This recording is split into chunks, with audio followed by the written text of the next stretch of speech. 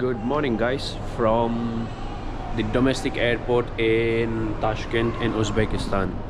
And yes, it's a very early morning. It's just I think it's just 5:55 a.m. So bright, and it's my second day in Tashkent. So you must be wondering, where am I going? Like, you must be thinking, oh, he's going to Samarkand and Khiva and Bukhara. Well, I do have these in my plans, but right now I'm going to the extreme western part of Uzbekistan. If you guys don't know, there is a small country there which is still a part of Uzbekistan, but it's in the extreme northwest of this beautiful country so far.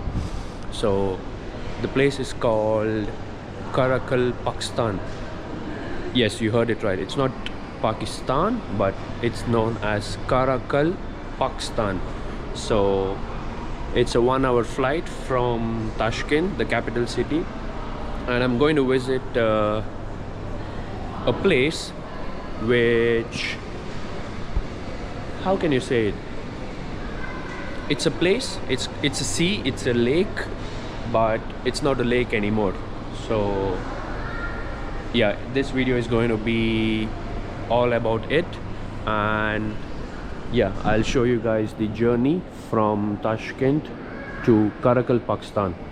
On the way, I will be telling you guys more about this country. As I said, again, it's not an independent country, or it's not an official country, but it's just an autonomous country. It is part of Uzbekistan still. So yeah. So you can see the destination there. It's Nukus, which will depart at 7:15. So we've started to board now. So you can see, guys, that's the airport. We just had to come all the way, and this is the Uzbekistan Airways national carrier, the aircrafts.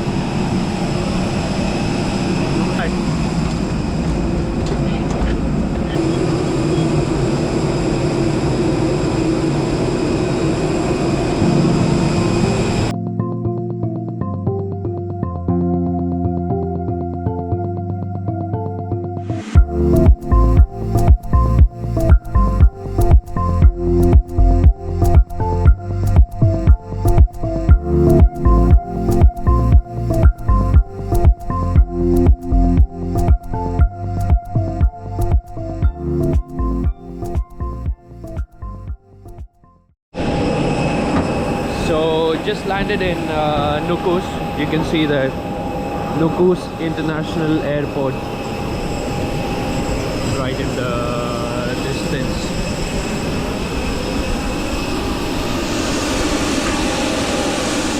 It's a very big airport, huh? And that was the aircraft. And yeah, welcome to Karakalpakstan. So let's take this bus.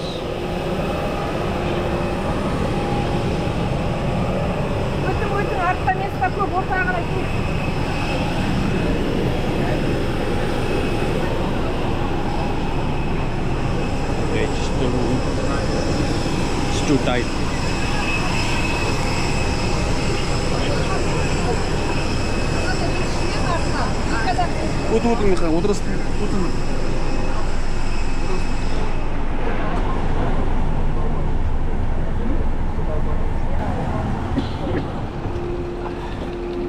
So yes, welcome to Nukus.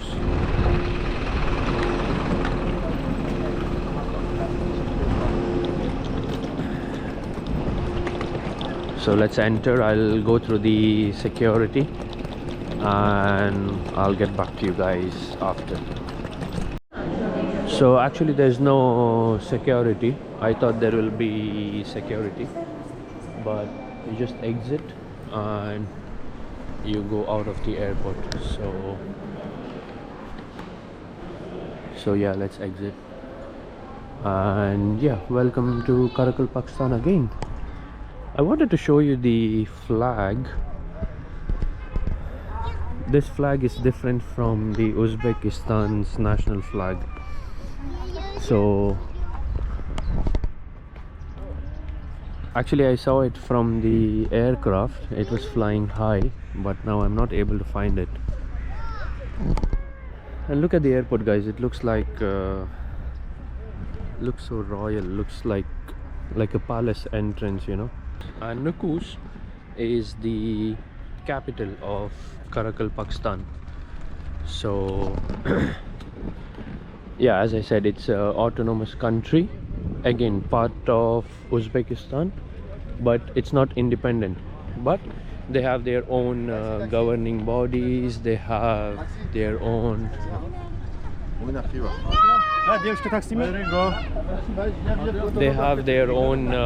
flag.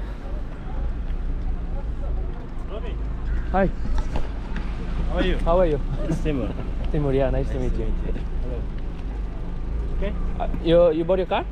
Yeah, we're okay. on the parking place. So we have Timur. You're from Karakalpakstan? Yes. Okay.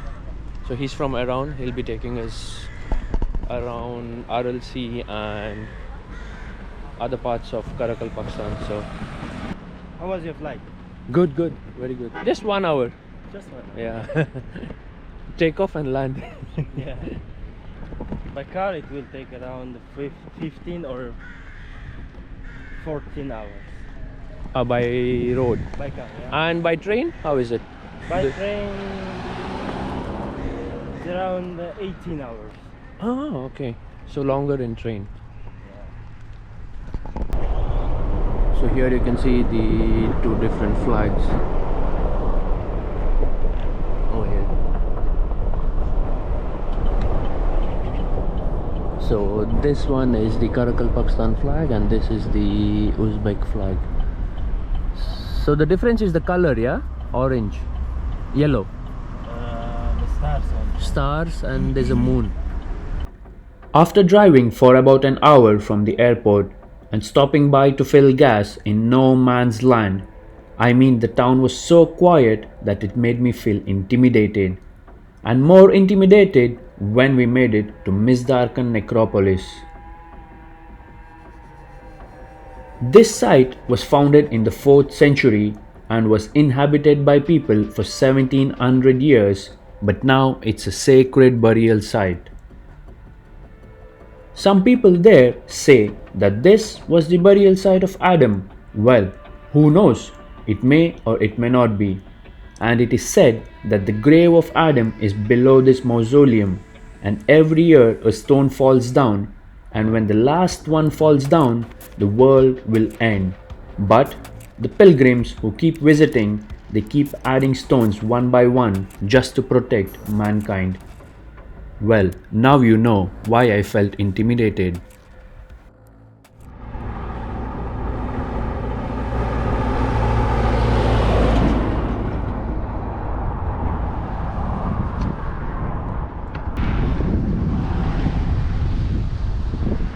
So just made it to Moinak region of Karakalpakstan.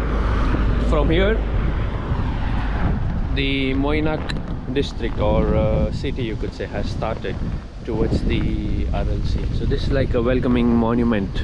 It means you're entering the region.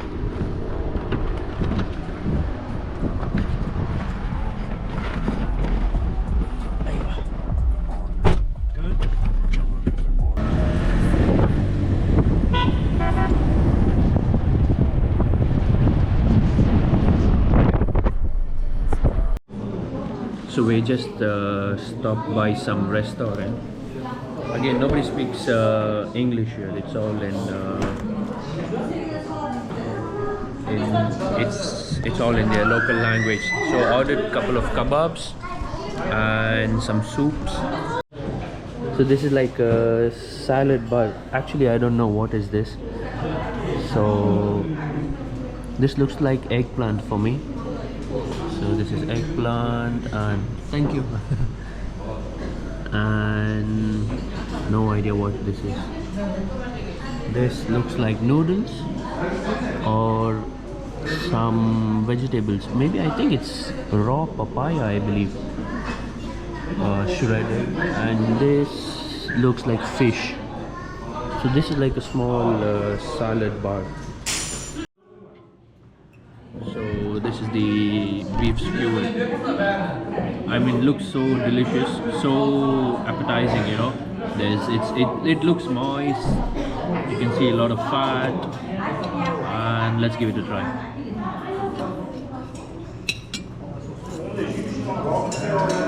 So this is basically one piece of meat and a piece of fat. It's alternate, piece of meat, piece of fat.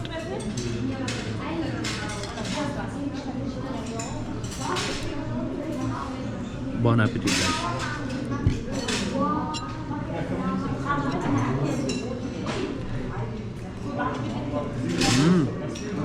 Delicious. It's smoky, it's fatty, a little bit chewy, but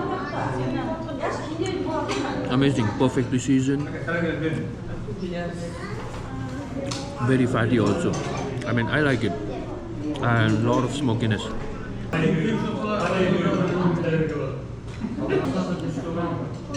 And this is, I believe, the minced beef.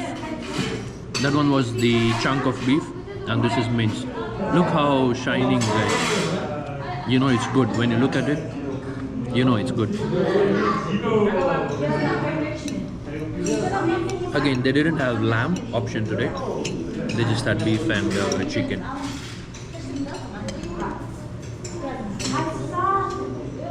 Yeah, you can see.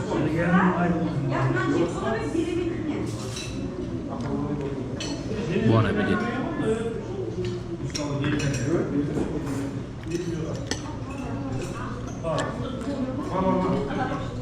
I think I like this one better. It's so tender and it's so moist. Thank you. Thank you. So the soup is here. So the beef mince kebab, it's very moist, very tender, and so flavorful.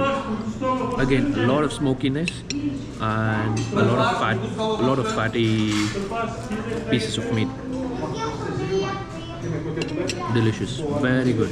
I think I like the mince one more than this one. But this soup looks like a stuffed pepper.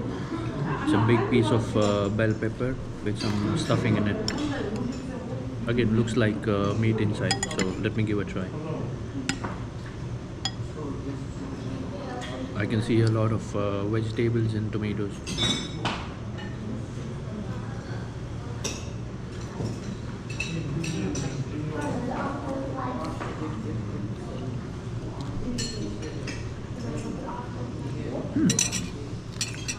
It's a bit sour and sweet. That's all I can taste. It's just from the vegetables, and the sourness is from the tomato. That's it. Let me try the peppers. I break the...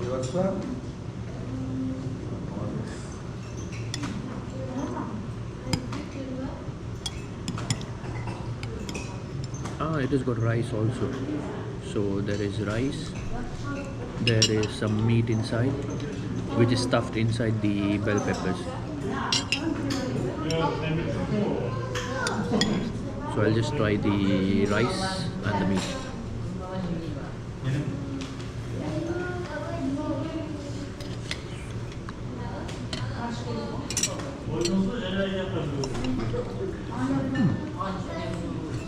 Honestly, tastes a bit bland, but the meat is very tender, and just some tastes from the soup. You have the sour and a bit of sweetness. That's it. So this is the restaurant, guys. Look, this is the main road here.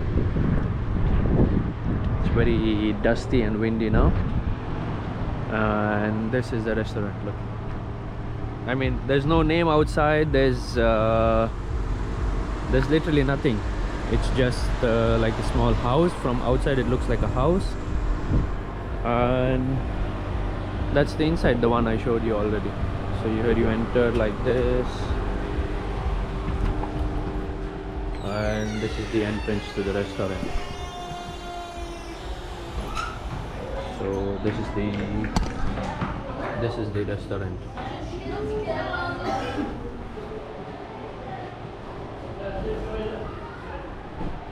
So yeah, now we are on our way to museum and a ship cemetery. So it's a very good sight to see. So I'll see you guys there. This is the Aral Sea museum, guys. We just entered. Okay, basically you'll get to see these drawings. So this is Moinak fish plant, 1988. Okay, this is Amudarya river dock. So this is one of the river which was, the flow from this river was stopped towards Aral Sea, and that's why it started to dry up. We will go there next. So this was before, guys, look, 1983, but now you don't get to see this. It's completely deserted, it's dried, it's like a sand. So there was a pumping station, you see, all this is gone. It doesn't exist anymore, just because of a human error or by selfishness of a human being. The story is, he was part of the USSR, he was an official. So in order to boost cotton farming, he switched the direction of the rivers. One was that Amudarya, and there's one more river, I'm sorry, I forgot the name. So he switched the direction of these rivers to other parts of Central Asia, and also to cotton farming grounds or farms, due to which Aral Sea dried up. And if you guys, I think I told in the beginning of the video that Aral Sea was the 4th largest lake, but now it's not, since 1960.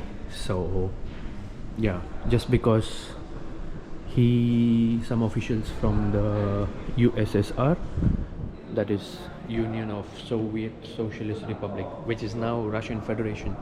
Before it was, USSR was one big country. So one official, he just decided to, switch the direction of the river towards cotton farming, and the Aral Sea is dried.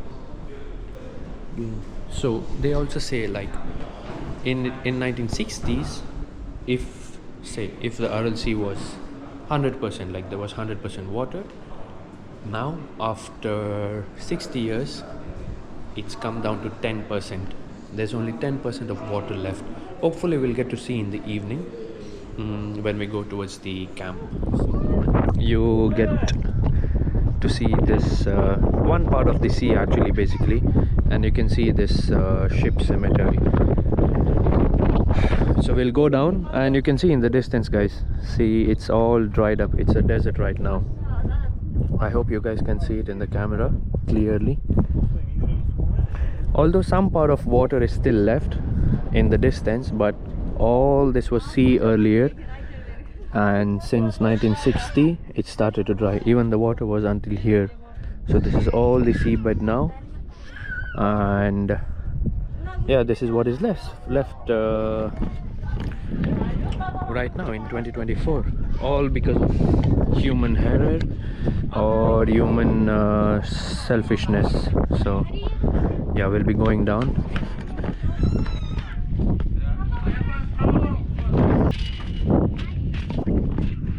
So you can see all this, there was water over here earlier, like not earlier, like before there was water until here. So just imagine, over the years, over 40 years, 50 years, it's completely dried up.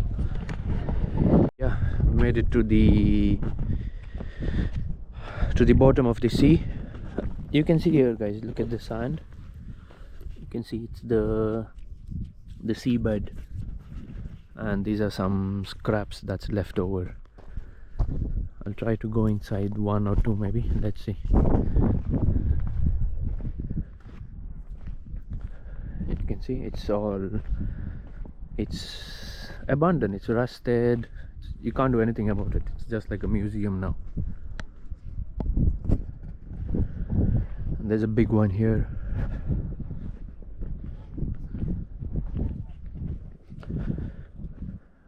And there's a ladder on this one. I'll try to go on top. Let's see. You can see the insides of the ship. This is all called bulkheads. This is the bottom. And this is the forward, forward of the ship. You know, I feel like I'm walking on the beach, but sadly there's no water. Yeah, there's a ladder, so let's go up.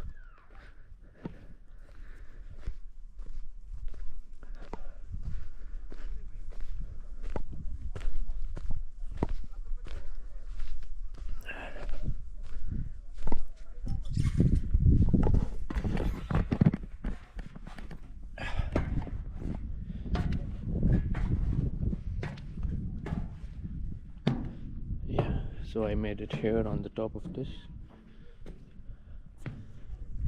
I just hope nothing breaks.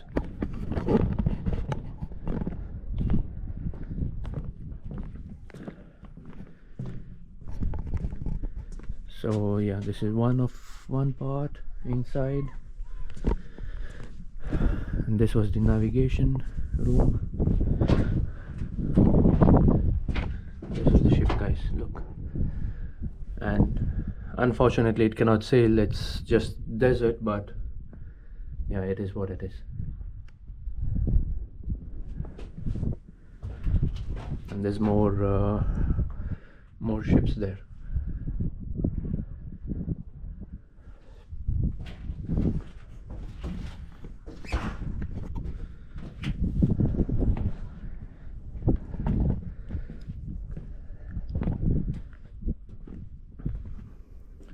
It's pretty windy, it's dusty, but it's amazing. It's something you have to visit and something you have to see. Some more wreckage. Yeah, you can see the insides. So I'll show you those also. It's very windy. For once you feel like there is a sea besides. Yes, there is, because you get that sound of the water, but just a little bit.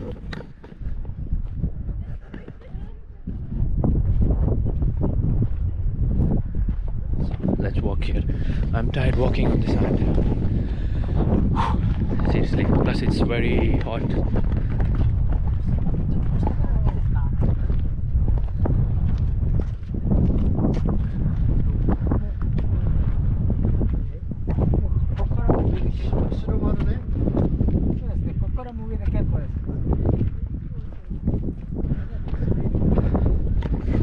So yeah, this is one part of the Aral Sea. Hopefully we'll get to see the actual water later, maybe, hopefully, fingers crossed, when we go for the camps. So this is the dried up part. Completely gone, guys. It is sad, but yeah, it's the truth. It's what it is. You cannot change it. It's what has happened has happened. We can prevent it in the future.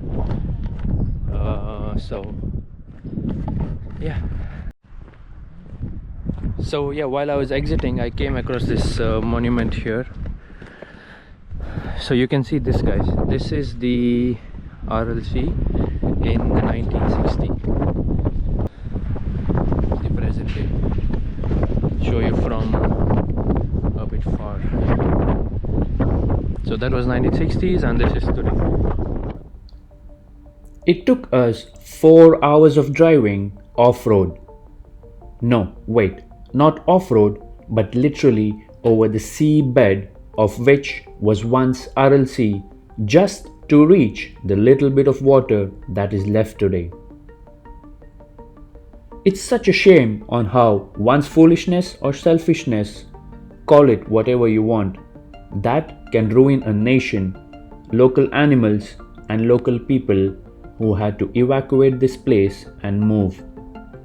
You won't believe that people around still somehow have hope and believe that one day Aral Sea will come back and their lives can get back to normal. We saw the dried part of the sea, and now finally we made it to the actual Aral Sea. So this is exactly what is left of right now. You can see in the distance, and you see these things here. You can see the floor is white. This is the seabed, and this is salt, guys. Like, it's literally, it's the salt, it's nothing else. Believe me, I'm standing here, I can smell the air. It's really, how do you say, it's very strong, it's pungent. It's very pungent, the smell of the air. So this is all salt. So you see, it started to dry up, and right now this is what is left. That's it. All this is salt.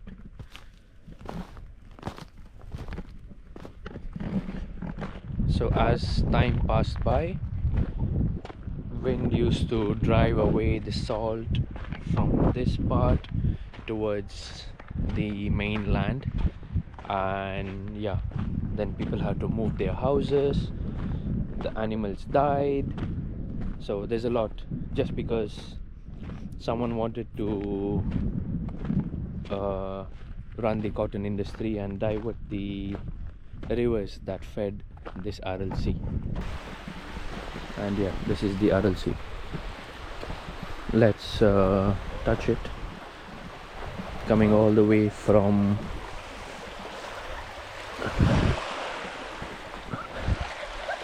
it's a bit dirty in this side, but in the distance you can see.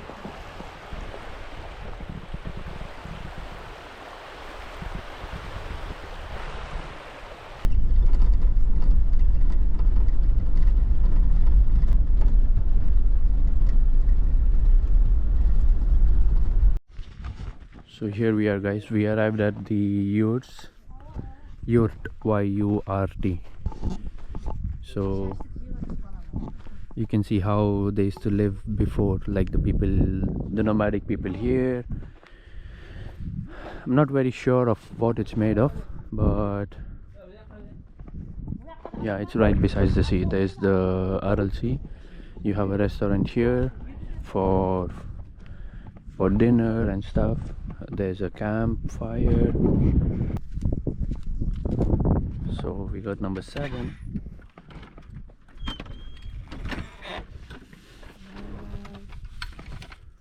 Thank you.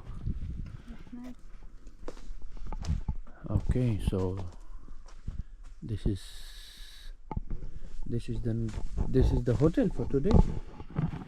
You can see the top.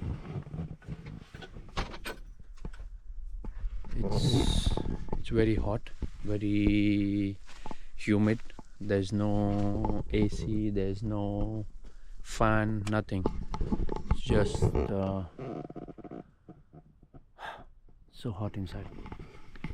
There's 3 beds on the floor, so yeah, I think one yurt comes with 3 or 4 beds. So this is the toilet. Okay, there's no flush, there's no water, it's only tissue papers, and yeah, that's how they do it. This is the shower.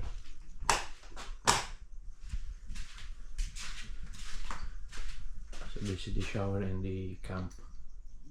So you just have this small little shower, and then that's it. And lastly, the dinner at the camp was absolutely delicious, and I mean it. From the salads to the empanadas and the simplest but delicious chicken with vegetables.